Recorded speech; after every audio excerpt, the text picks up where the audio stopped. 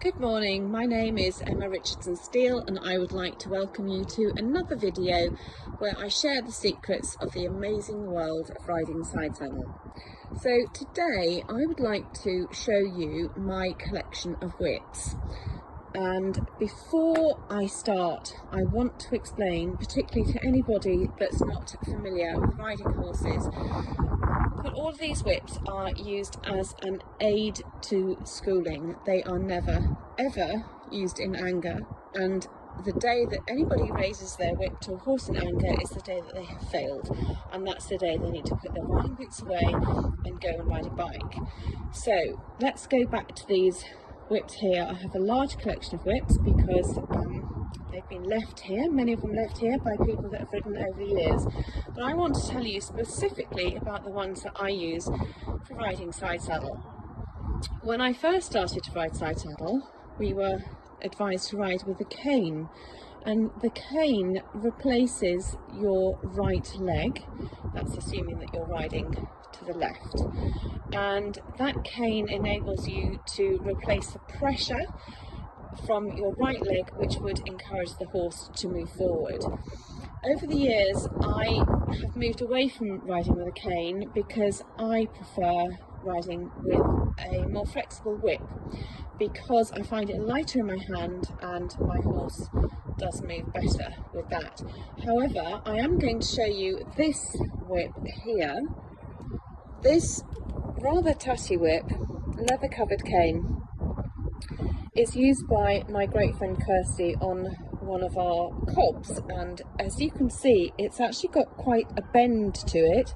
It's not supposed to be like this, but she loves this cane because it slightly follows the shape of the horse's side, so she doesn't have to move her hand too much to apply pressure to the intercostal nerve, which is the part of the horse that we touch with the heel to ask them to move forward.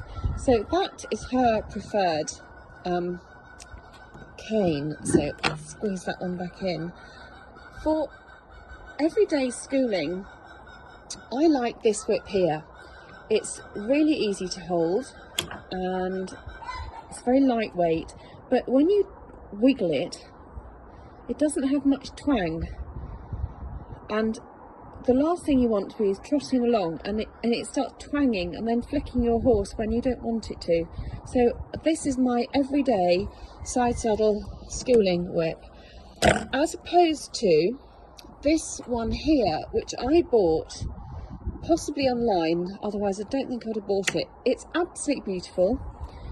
Do bear in mind that any whip or cane that you use for riding side saddles shouldn't be more than a metre long. Otherwise you are going to be breaking rules and you could be eliminated from the class.